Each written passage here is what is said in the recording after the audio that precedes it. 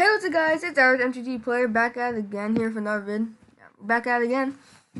And here we're going to be doing War of the Spark Part 6. So let's get into it. I mean, the sets have been looking great. High hopes, high expectations. Let's go. Alright, first we have Blind Blast. 3 instant speed.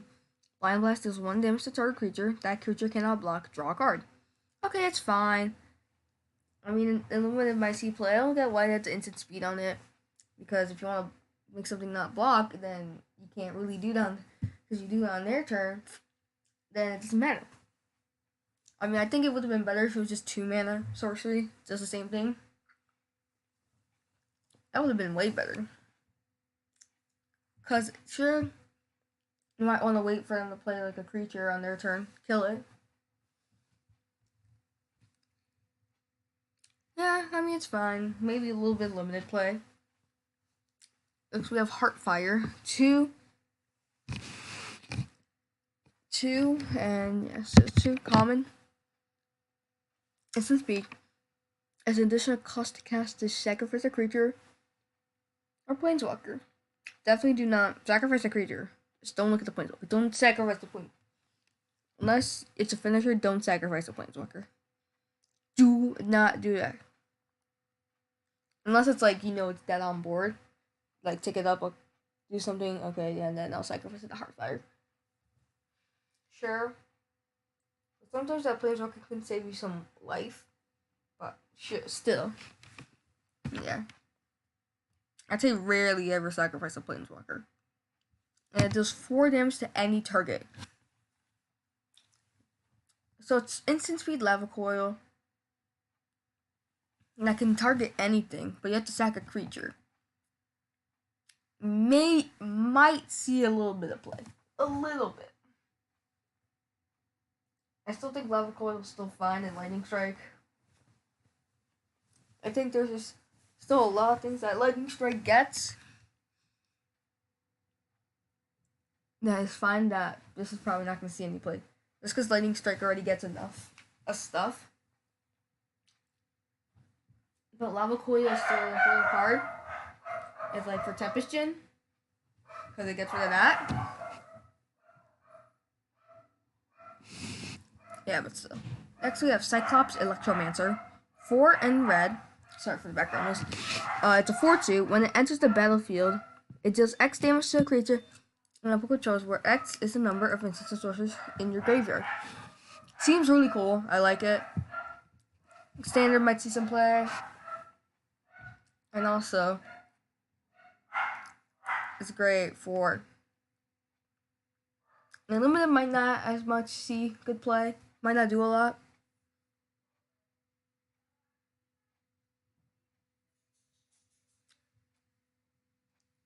So yeah, it seems gonna be pretty good. Seems pretty good. For standard. Not limited, I don't think. Maybe if you're into the sorcery heavy deck, but... Next up, Goblin Assault Team. It's 4 mana, 4/1. Haste. Okay. Common. And when it dies, put a counter on a creature you control. Okay. I kind of wish it was a mask, but... Oh, I know, because this is the good guy team. It's probably from, like, the Boros Legion. Yeah, one of them even has the Boros thing, yeah. Next up, we have Goblin Assailant. 2/2. Alright, nice vanilla bear. Pretty cool. Good, it's good filler. Next up, we have Loxodon Sergeant. 3 and 4. Or 4 mana, 3 in white. 4 vigilance. 3/3. 3/3 vigilance. And then when it enters the battlefield, other creatures you control get vigilance. Pretty similar to the card, the common from M19. The angel that gave all your creatures +1/+1 in vigilance. Very good. Next up, Defiant Strike. 1 white. Target creature gets +1/+0. Draw a card. Pretty good card. Good. Well, it's okay. I mean, I think Storm Strike's better. Just because of the first strike, it just makes it way easier to kill stuff. The only thing is, like, a 3/3, a 2/3, and they have a 3/3. You attack, they block it, and then you Divine Strike. I mean, sometimes you can do that, and it just becomes a trade. But that's all. I mean, the draw card's nice, but Scryf is enough from Storm Strike.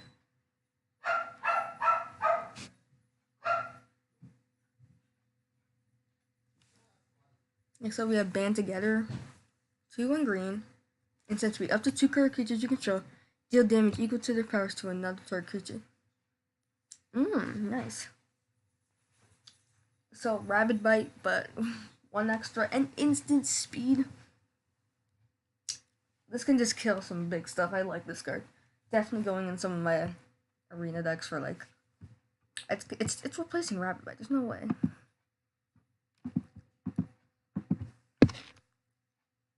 Alright, Courage and Crisis. I don't know if I wasn't showing up there. It's 3 mana, sorcery, put a plus 1 counter on target creature, then proliferate. Pretty good. So 2 counters on creature, and then you proliferate. Pretty good.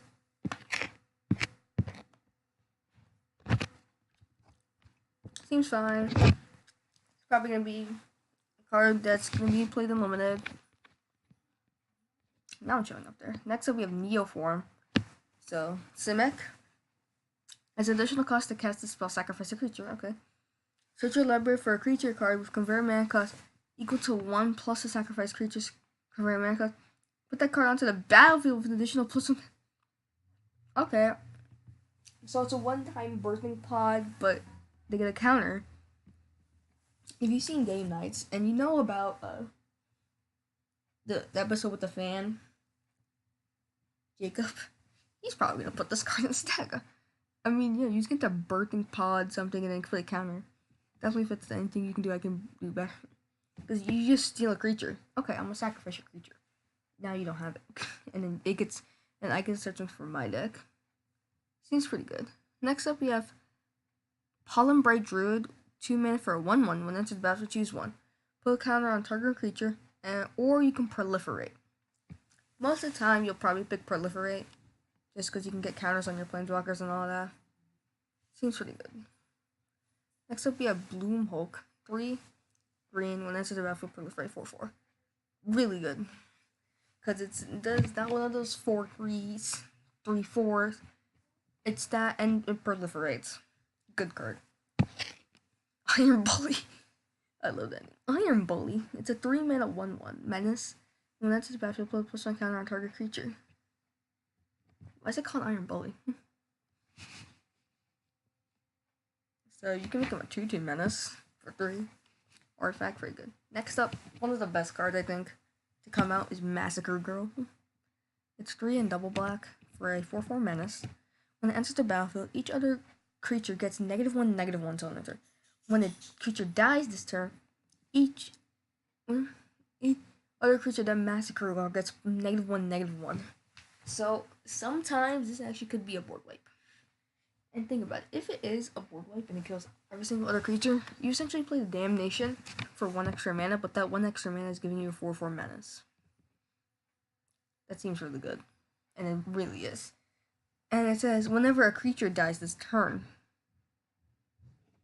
So, if you don't get to kill, okay, kill your biggest threat with some other removal spell. Okay, Massacre Girl, do more damage. Seems real good. Next up, we have Tomic, Distinguished Advocate. I like this card. It's interesting. It's a double white for a 2/3 flyer. So now the effect doesn't seem relevant in limited. It's not relevant in limited.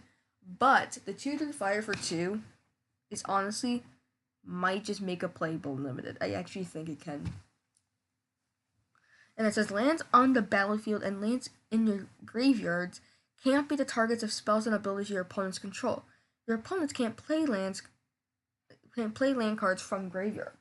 That is just great. So, Titania, Gitrog, Lord Windgrave, like all the green decks. Because even if they're not super on the land thing, they still have that stuff. They still have the Restore, the Crucible of Worlds. They still have all that. Not even the ones that are necessarily that graveyard oriented. Most of them are.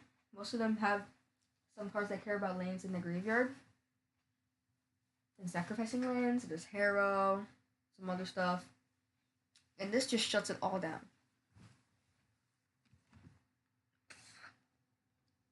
Those decks just die to this card, and it's just gonna be an annoying card for them. Next up, we have Mobilized District. I actually like this card. It's a rare land. You can tap it for a color. So okay, you can pay 4. It becomes a 3/3 citizen creature token with vigilance until end of turn. It's still a land. This ability costs 1 less for each legendary creature and planeswalker. So if you have 4, you can just turn into a 3/3 every single turn. Attack. Okay, I'm gonna tap it now for a mana. Play card. So that's insane. That's actually really good. I think this is gonna be a good card. Probably will see some commander play. I mean, yeah, just you always have one legend that you can play always. In commander, spoiler alert, it's commander. So yeah. Next up is 10 Thirsty Legionnaire. It's a 2 mana, 2/2. It's red white. For red white, it's a 2/2 haste. So pretty good. And when you cast a spell that targets the 10th District Legionnaire, you'll have +1 counter on it, and then scry. Oh. Okay. I actually think this might make it into some Boros commanders. Just that scrying is just good because Boros needs card advantage. This just gives them some great card advantage on them. They get it. Because most of them, yeah, you play auras, you play on stuff, you play pump spells. So, great card. Probably will see some play in commander because that card advantage you get from it. Because you can guarantee hit lane. With this, you can easily guarantee land drops easier, or if you're already land filled, which is hard when you're Boros because you don't have card draw and you don't have ramp. So I don't know how you're gonna be land filled. Most of the time, you just use this to get lands because you need lands. Like a perfect Boros hand is just around 3, 4, 2 lands, and then you just have a full grip of stuff, and then you try to keep drawing lands to play all your stuff. And around the line, you want to get more spells. It's probably how it is. Next up, we have, well, yeah, that's a great card. Next up, we have Mayhem Devil. It's 1 in Rakdos, Devil, 3/3. Whenever a player sacrifices a permanent, it deals no damage to any target. Liliana here, well, Liliana's the thing, the Edict Effect one, and her own Planeswalker, because she has a negative ability. This is just great. Because when they sack permanents, they take damage. So that's just real good. Next up, we have Merfolk Skydiver. Simic for a flying 1/1. Okay, good. When enters the battlefield, put on target creature. Okay, it can be 2/2. And then you can pay 5 to proliferate. Pretty good. Merfolk might see some play, but the 5 activation is pretty expensive, so maybe not. Next up, this is actually a vehicle. I already seen this card. Yeah, it's a vehicle in red. It's actually cool. It's really cool. So it's trample, and when you cast a non-creature spell, it becomes an artifact creature and gets +1/+1. And you can crew 1, so you can just, so when you play non-creature spells, you just keep keep growing this tank. Keep growing the tank up. Alright, next up we have Makeshift Battalion. It's a 3 mana 3/2.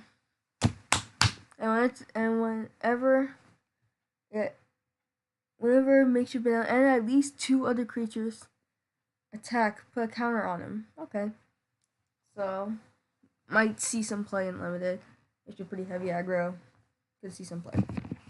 Next up we have Stealth Mission. Put 2/+1 counters on target creature you control. That creature can't be blocked this turn. I like the flavor text. What they don't know will definitely hurt them.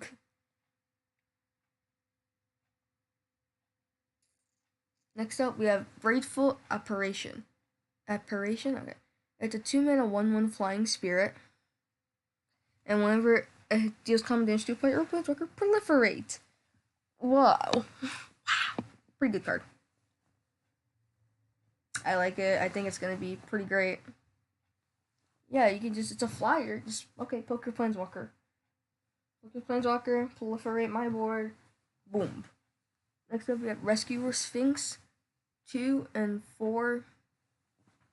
I don't know, 4 mana, double blue. It's a 3/2 flyer. Okay, fine. Fine stats for limited. As it enters the battlefield, you may return a non-land permanent you control to its owner's hand. If you do, it enters the battlefield with a counter on it. So 4/3, and you might get to replay an ETB effect. You might be able to replay, I don't know. You like a Merfolk Skydiver.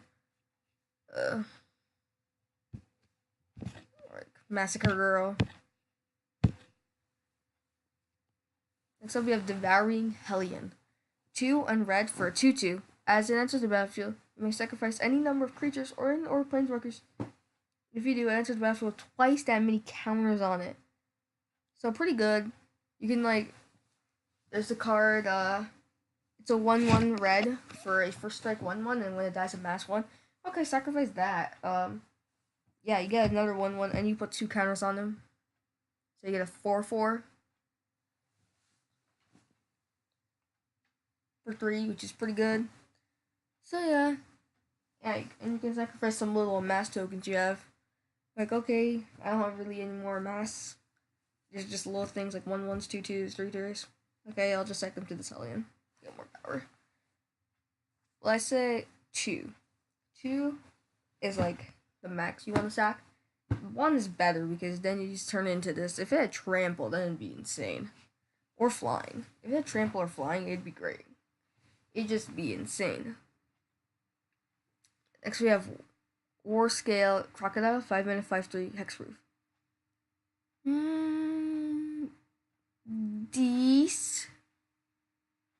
It's a decent card.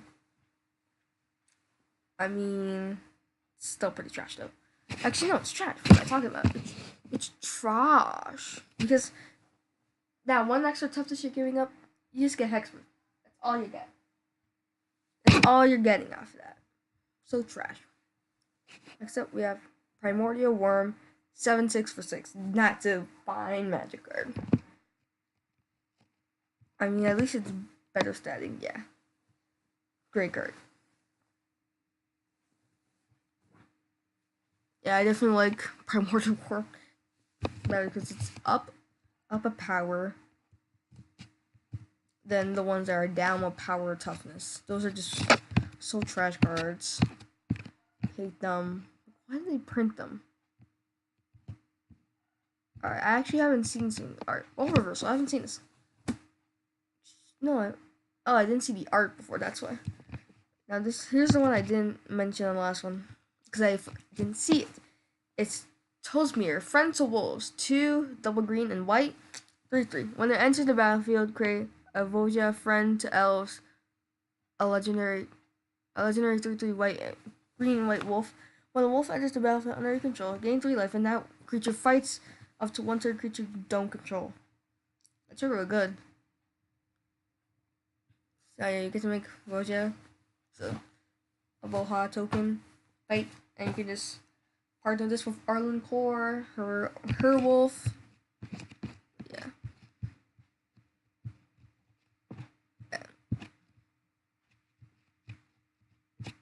Yeah, just have both of them as wolves. Both of them wolves. Yeah. So, overall, great set. Actually him. Let me go back to he actually might make a wolf commander deck work. Because everyone's been wanting a wolf commander. I think this might do it. Maybe. Yeah, because there hasn't been like a wolf commander. Like there's been legendary wolves, but they don't synergize with wolves. So this might be it. But it's not, because I believe, weren't they Jund or Gruul in like Shadows of Innistrad? Yeah. At least she gets and I think there's a decent amount of whites.